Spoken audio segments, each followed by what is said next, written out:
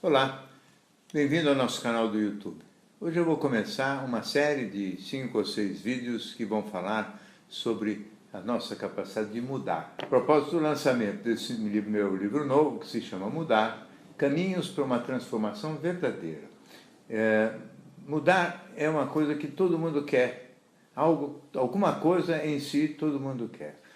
Evidentemente que existe uma ideia de que a mudança possa ser um fenômeno relativamente fácil, né? E eu acho que um pouco a própria psicologia vendeu essa ilusão de que a gente muda com relativa facilidade, ou que muda simplesmente porque a gente quer, ou porque a gente faz planos, propósitos, porque a gente tem uma vontade racional ou intelectual de mudança. Isso não é verdade. Mudar é um fenômeno complexo, trabalhoso, às vezes demorado, e passa principalmente, numa primeira fase, pelo conhecimento adequado de si mesmo, ou seja, pelo autoconhecimento.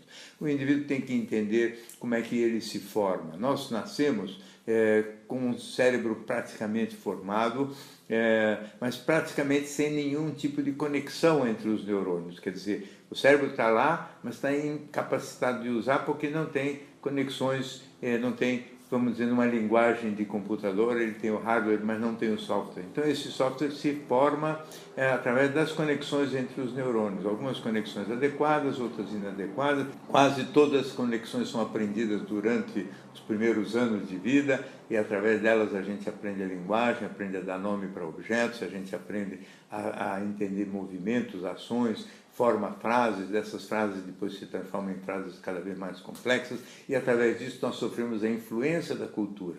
E essa influência vem da família, naturalmente no passado era muito importante a influência da família, era praticamente a única influência durante os primeiros anos de vida, porque as crianças não tinham televisão, não tinham equipamentos eletrônicos, não iam para a escola antes dos 6 anos de idade, então viviam e conviviam basicamente em família ou no seu pequeno ambiente durante os primeiros anos. Mas hoje não, hoje as crianças desde 1 ano e meio vão para a escola, as crianças têm equipamentos eletrônicos, assistem televisão, então elas sofrem uma quantidade enorme de influências e elas têm uma quantidade de informação muito rapidamente, quantidade enorme de conexões neuronais também formada durante esses primeiros anos, muito maior do que era antigamente. Portanto, nós estamos fabricando criaturas meio diferentes daquelas que foram as da minha geração. Existe uma base biológica, que é o nosso software, e é também uma série de características físicas da gente, né? A altura, tendência ou não para engordar, a velocidade com que fala, a velocidade com que opera todo o sistema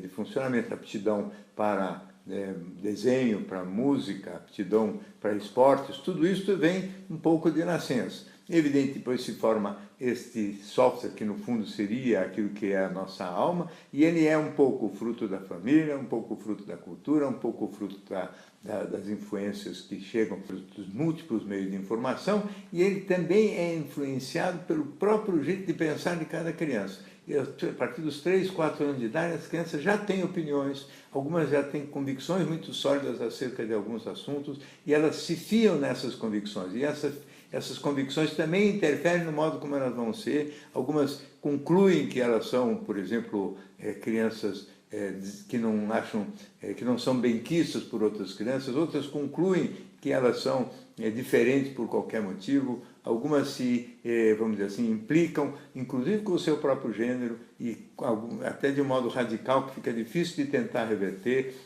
crianças que não gostam do fato de terem nascido do gênero que são, e assim por diante. Então existem muitos problemas que a própria criança fabrica e que é muito difícil reverter. Muitos sentimentos de inferioridade aparecem em função também dos próprios pensamentos da criança, às vezes estimulados pelos pais, que comparam, por exemplo, um irmão com outro, etc. E isso aqui marca profundamente, e o indivíduo depois carrega essas coisas para a vida inteira. Então, tudo isso tem que ser reavaliado. Além disso, ainda existe uma quarta variável que influi na maneira como nós somos, que são os eventos aleatórios. Quer dizer, o nascimento de um irmão muito mais bonito, ou muito mais chato, ou um irmão com deficiência física, ou com deficiência mental, tudo isso vai modificar completamente o panorama da família. A morte da mãe, no parto, por exemplo, de um irmão que não era desejado, tudo isso vai marcar e pode interferir loucamente na maneira de ser naquela criatura futura. Então a gente não pode subestimar nenhuma das variáveis e cada pessoa tem que ser entendida nesse seu contexto e cada um tem que tentar se entender dentro da sua própria história e prestar muita atenção nisso para poder ter uma ideia muito clara daquilo que a gente é, porque esse é a matéria-prima fundamental para a gente começar a pensar em mudar. Na medida em que a gente conhece todas essas características que nos definem, então nós podemos ver o que é biológico mesmo, inexorável e, portanto, não vai mudar. Não adianta um baixinho querer virar alto, não adianta uma pessoa que é mais lerda no processo de leitura ou de fala querer ser uma pessoa muito rápida, um indivíduo sem aptidão para certas atividades motoras, querer se transformar num hábil desenhista ou mesmo um esportista competente. Então o indivíduo tem que ter um pouco de humildade, saber o que dá para mudar, o que não dá para mudar, né? Tem que conhecer a sua biologia, tem que conhecer as suas próprias limitações e não querer operar dentro daquilo que é para além das próprias forças, porque isso significa simplesmente se condenar a sofrimento, né? Tem que entender quais são os hábitos, vamos dizer assim, nocivos que o indivíduo possa querer mudar, tem que tentar fazer planos e projetos mais ou menos modestos, realistas, uma coisa por vez. Tem que ser uma pessoa que não faça, vamos dizer, não tem uma visão exageradamente otimista da possibilidade de mudança. Tem que ter uma visão realista de quanto a gente é capaz de mudar, de uma coisa por vez. Tem que entender também que todo o processo de entendimento é um processo que apenas, vamos dizer assim, prepara o indivíduo para a ação. A mudança se dá na prática, ou seja, sempre o indivíduo de posse de um conhecimento e de posse de outras informações que nós vamos ter ao longo desses vídeos, que vocês obviamente poderão também ter todos eles organizados e bem ordenados no livro que está já à disposição nas livrarias e pelo próprio site nosso aqui, né?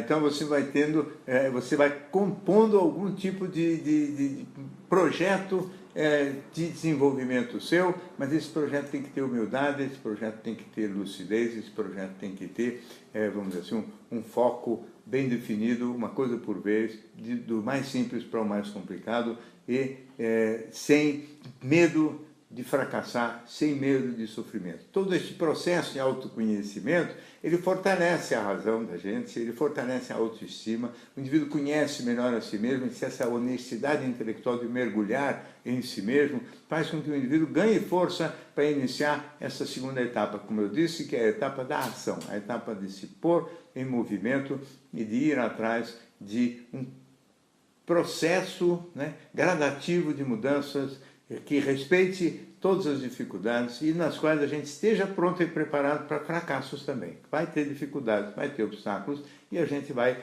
um a um superando cada um deles. Muito bem, esse é o primeiro então desta série e é mais um vídeo aqui no nosso canal do YouTube.